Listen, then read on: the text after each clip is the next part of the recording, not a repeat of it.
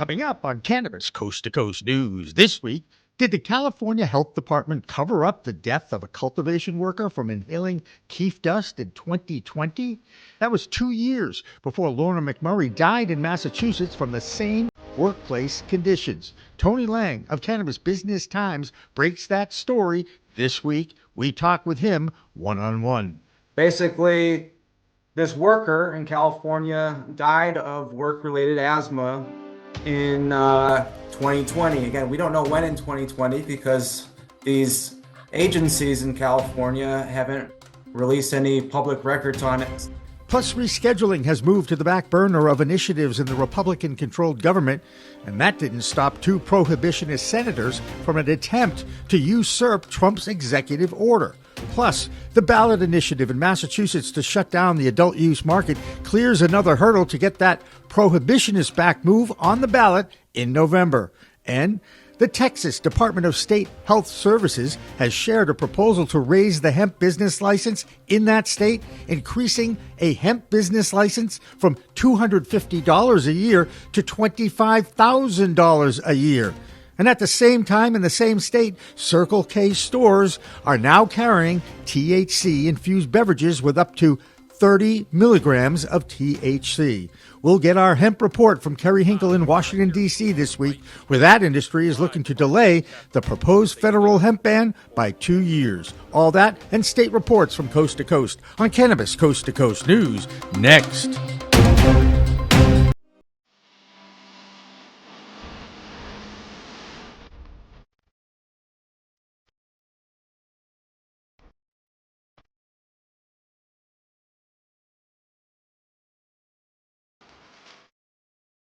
Hi, everyone. Welcome to this week's Cannabis Coast to Coast News. I'm Jimmy Young, the executive producer. And as you know, WPCM TV provides a weekly roundup and kind of a recap of what's going on in the fight to end cannabis prohibition here in the United States and around the world. But I won't be the only one reporting. I am reporting, as always, from Massachusetts.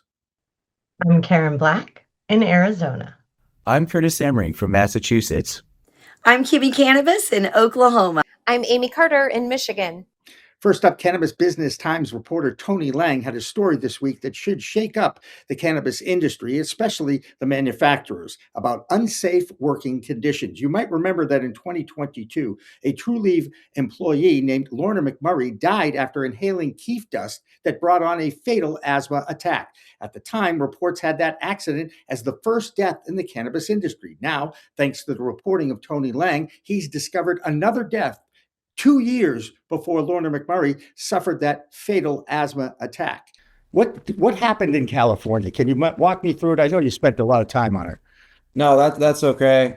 Yeah, we still don't. Well, short answer, we don't know what happened in California because no one's, except for this study that came out in June 2025, has mentioned anything of it. But basically, this worker in California died of work-related asthma in 2020. Again, we don't know when in 2020 because these agencies in California haven't released any public records on it, so to speak.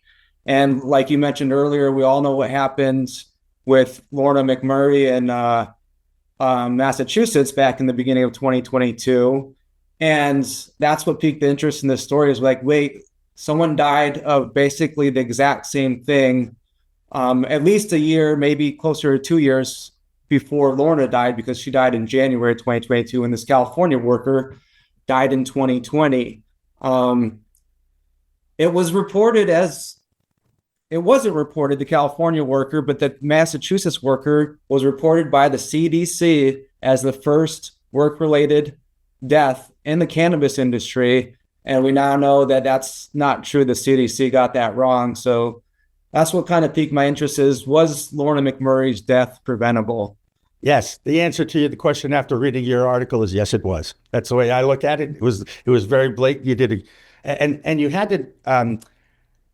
to petition to get the release of public records from the California Health Department, and that was a challenge, right?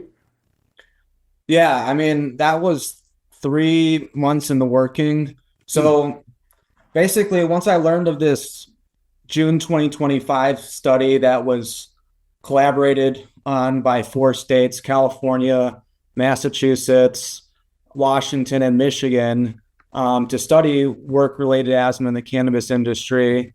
I reached out to one of the co-authors from California who works with the California Department of Public Health. A lot of the co-authors represented their Department of Public Health from their respective states. And that co-author never got back to me. Instead, I got an email from their communications team. So right off the bat, I was just like, well, they don't want to, there's a reason they don't want to talk about it. So then I put in a public records request, and there was a big just back and forth. The only thing I got out of them basically was that it happened in 2020, which to my knowledge, no one else has reported on yet, not even that 4-state study. They actually reference it too as the second cannabis work-related asthma fatality in that 4-state study, but they obviously knew it was the first, or I believe they knew because the California Department of Public Health knew, and one of the co-authors works within the California Department of Public Health. So We'll have more of that interview with Jimmy and Tony later in the week on WPCMTV.com and on our YouTube channel. Now our focus turns back to the rescheduling initiative in Washington, D.C. While many thought the executive order President Trump signed before Christmas actually moved cannabis off the most restrictive class of the Controlled Substances Act, it did not. It just started the process. And the next step is up to Attorney General Pam Bondi and the Department of Justice. In fact, this week, 2 Republican senators in Congress tried to add an amendment to an appropriations bill that would have stopped that process before it even began. Fortunately for the industry, that amendment was removed just days after those 2 senators tried to pull a fast one. That wasn't the only story out of Washington, D.C. this week. There was some movement on the federal ban of hemp that was part of the Farm Bill appropriations bill that brought the government back to work after the longest shutdown in history. Now the hemp industry is looking to extend that ban by 2 years. Our hemp reporter Kerry Hinkle was in our nation's capital working with his fellow lobbyists on extending that deadline. Here's Kerry. I'm Kerry Hinkle with Bayou City Hemp, coming to you live from our nation's capital with another hemp report for Cannabis Coast to Coast News. This week, I was joined by about 100 other hemp advocates as we hit the Hill to garner support for a newly introduced bill from Congressman Jim Baird from Indiana, H.R. 7024. Now, importantly, this bill was joined on by bipartisan support that includes Congresswoman Angie Craig from Minnesota, who holds a powerful position as the ranking member on the House Agriculture Committee. Extension is important for our distribution partners as they plan what retail shelves look like, and importantly for Congress, it gives them time to finally address a regulatory bill on this complicated issue that is hemp and cannabis. It should be noted that in President Trump's executive order around the rescheduling of marijuana, there is also a directive for those agencies that are working on rescheduling to also work with Congress on fixing the ban on full-spectrum CBD. And so Baird's extension bill also gives time for Congress to have hearings, have introductions, regulatory order, and once they have the gears of Congress that grind extremely slow, they're going to need that time to figure out how to properly regulate this complicated industry rather than throwing the baby out with the bathwater and just deciding to try and ban it all. We saw a lot of support this week from members of Congress on both sides of the aisle for Baird's bill, and there was a couple of vehicles that it could be attached to, but right now the industry is focused on garnering as many co-sponsors on Baird's bill as possible and then finding leadership in particular committees to attach this to something like a continuing resolution or maybe a farm bill. Great week on the Hill for all hemp advocates, and we want to thank Jim Baird for introducing this bill. Again, I'm Kerry Hinkle with Bayou City Hemp, coming to you live from Washington, D.C. We'll see you again next week. Our next story is about a woman in Illinois who I am very familiar with on the advocacy front. Her name is Maureen Surin, and she has a daughter named Ashley who suffers from seizures. Maureen's advocacy allowed her daughter access when Ashley's law was passed. Now there's another legal hurdle to deal with. The company that had been making the patches that have kept Ashley seizure-free for 8 years moved out of state, and now they don't have access to that medicine. As you know, there's no interstate commerce of cannabis allowed across state lines. Our Illinois correspondent, Cole Preston, has more. I'm Cole Preston with the Cole Memo with this week's Illinois Cannabis Report for Cannabis Coast to Coast News. This week, I'm reporting on an Illinois family that is fighting to retain access to a medical cannabis product that has kept their daughter seizure-free for the last 8 years. I have 2 words for Ashley's situation. It works. You might remember Ashley Surin. Her story helped inspire Ashley's Law, which allows students in Illinois to receive medical cannabis in school. Her mom, Maureen, told me the specific transdermal patch that Ashley relies on will no longer be available in the state of Illinois. Now here's the rub.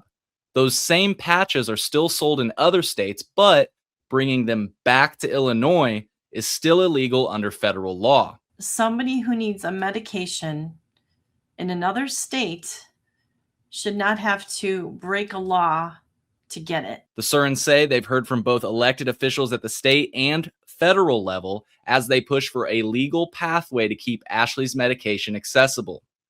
To hear my full conversation with Ashley's mom and to support their change.org campaign, visit colememo.com/Ashley. Now that'll do it for this week's Illinois Cannabis Report. Once again, I am Cole Preston from the Cole Memo, reporting for Cannabis Coast to Coast News. It looks like the ballot question that could shut down the adult use cannabis industry in Massachusetts is moving forward. The Coalition for a Healthy Massachusetts is headed up by Wendy Wakeman and backed by the Washington, D.C.-based prohibitionist group called SAM, or Smart Approaches to Marijuana. There was a hearing this week on the complaints the Attorney General had received about the strong-arm tactics by the signature gatherers who already collected enough autographs to get the question on the ballot. If passed, it will shut down the adult use market in the Bay State while leaving the medical program alone. With more on this story, here's Curtis Emery. I'm Curtis Emery, a bud tender from Resonate in Worcester, Massachusetts, with the Bay State Report for Cannabis Coast to Coast News. A continuing story from last week, the attempt to block the group which seeks to roll back adult sales here in Massachusetts by taking that committee to court over alleged fraud while signature gathering has failed. A judge ruled last week that there was no credible evidence of fraud in that group's petition to get that ballot initiative on to the ballot this fall. It is now up to the public to decide whether or not we keep the thriving adult use sale cannabis market in the Commonwealth or not. Truly a story we'll be keeping a close watch on as the year unravels. Also in the news, the tragic death of Lorna McMurray, the 27-year-old cannabis worker who died while packing pre-rolls in Holyoke in 2022, is back in the news. The unfortunate death was thought to be the first death of its kind, that being a death in a legal cannabis production facility. The death circumstance was new asthma or asthma developed on the job site. However, we're finding out that this is not true. In fact, a California worker died 2 years earlier. The death itself was completely covered up. Neither the industry or public knew any information on the death, nor has any information been retained on that death. It's unfortunate that Lorna was the first publicly noticed death in the cannabis industry and certainly represented a shift in the production of cannabis products and safety for workers first in these production facilities. I've been Curtis Emery with the Bay State Report, Cannabis Coast to Coast News. The Lone Star State of Texas continues to battle with its billion-dollar hemp market. Even though the threat of a complete ban has been overcome, there is still a $6.8 billion hemp industry thriving in that state. Now, the Department of State Health Services is proposing massive license hikes for anyone in that state. The proposal wants to increase the fee for a hemp business license from $250 a year to $25,000 a year. This is the same state where Circle K convenience stores and other gas stations are now starting to carry hemp THC-infused beverages with as much as 30 milligrams of THC. Does this make sense to anyone? I guess that's why they refer to Texas as the Lone Star State. Anyway, let's find out what's going on in the southwest of the U.S. and the Tribal Lands Report with Tina Tasaka. I'm Tina Tasaka with Iconic Representation in Cannabis Ex America, and this is the Southwest Report for Cannabis Coast to Coast News. Las Vegas-based Planet 13 is starting 2026 with another major expansion, exporting its Nevada-born cannabis retail model beyond the Silver State. The company announced an exclusive partnership with Praetorian Global to launch ONI's premium solventless products in Planet 13's Florida medical dispensaries.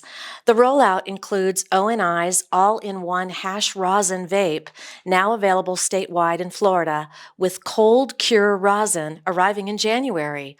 The move follows ONI's Colorado debut and reflects Planet 13's continued growth from its flagship Nevada operations to new regulated markets.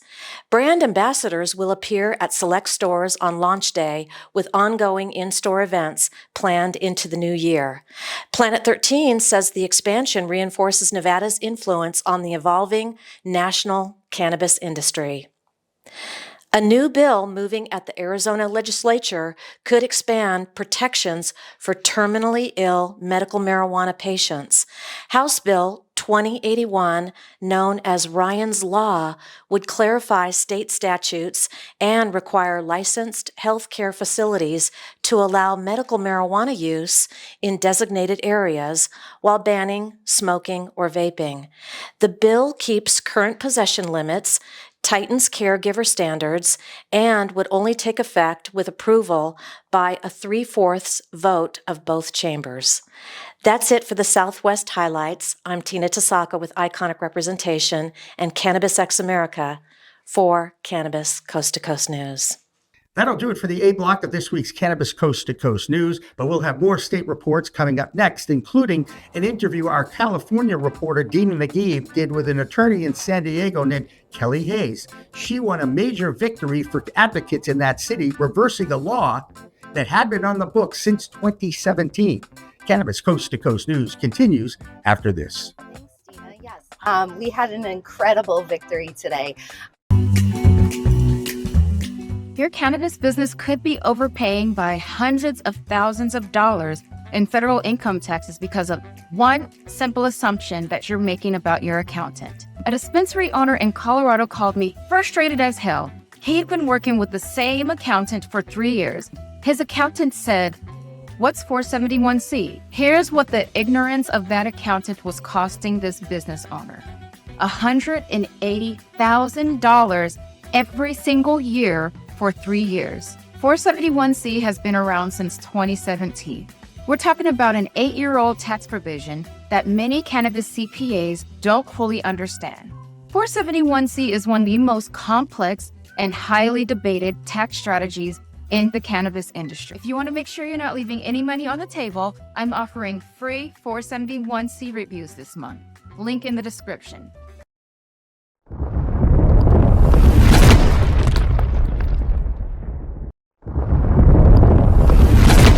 Accounting Buds has grown into Buds Group, the same award-winning quality, now with more service offerings.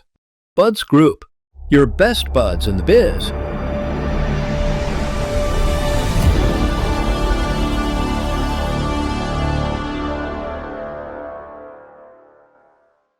Looking for PR that over-delivers on expectations? At Maverick Public Relations, they pair big agency experience with personalized attention. From launching award-winning brands to securing top-tier media hits, their data-driven communications team helps visionary leaders and entrepreneurs rise above the media noise. Maverick PR is responsive, collaborative, and relentless about results and ROI. Visit themaverickpr.com and make headlines together.